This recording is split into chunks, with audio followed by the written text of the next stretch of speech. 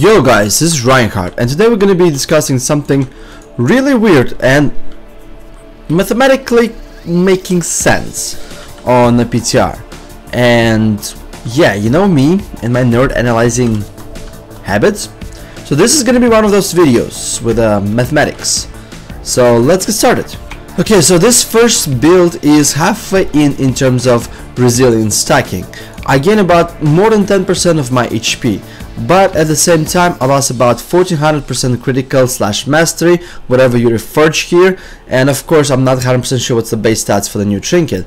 But here I lose about 320, here I lose about 240, which is 560.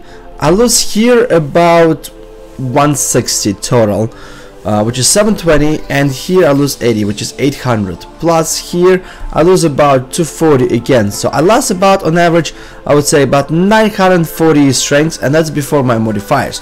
And then with the modifiers, of course, you can get up to 1400 when everything procs. So 1400 strengths, is that a lot? Yeah, it's about less than 5% of my total strengths. That's how much I lost, and that's 5% when I have a Rune of Fallen Crusader proc. Otherwise it goes down from 5 to like 4%. On the other hand, I gain about 10% health.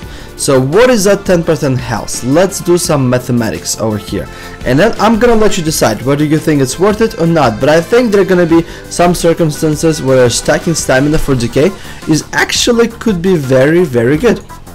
Numbers! Okay, so what are the actual opportunity costs for running a little bit more stamina? So you lose 1905 crit if you're non-human, you lose about 1435 strengths, and that's with the passive modifiers 35 and 5% included. And if you run a Fallen Crusader procs, you lose 651 strengths. Roughly, you lose about 5%, 5.1, 5.2% strengths, you lose 3.28% critical chance. And then all that strength, all that critical chance damage will actually be increased by 55% from the PP power and decreased by 80% from the resilience. So in terms of pure raw damage, it will be substantial, but it won't be like completely cataclysmically nerfed damage to the ground. No, I think you will still dish out a pretty good amount of damage.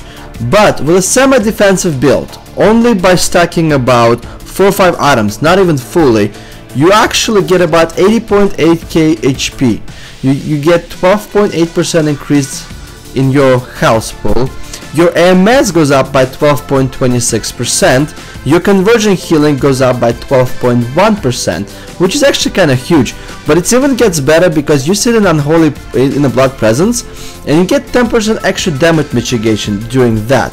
Plus, on top of it, with the extra armor, it's actually more against the physical.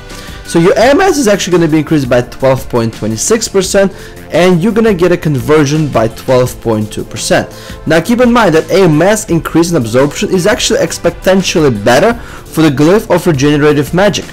So speaking of regenerative magic, run a quick simulation, and let's say you take about 200k damage from magic while you pop AMS. So AMS is going to take 150k damage, you will take about 50k damage.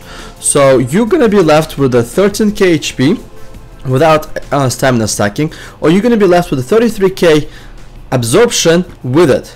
So because of a glyph regenerative magic, your AMS cooldown gonna go down by 3.19 seconds if you not stack it, or it will go down by 7.2 seconds if you're actually gonna stack it, and it's 10% of the AMS cooldown, which is huge. Last but not least, you will also sit more in unholy presence, simply because people are going to be focused to you less, or it will be not that actually scary switching to unholy presence, switching back when you're getting switched on.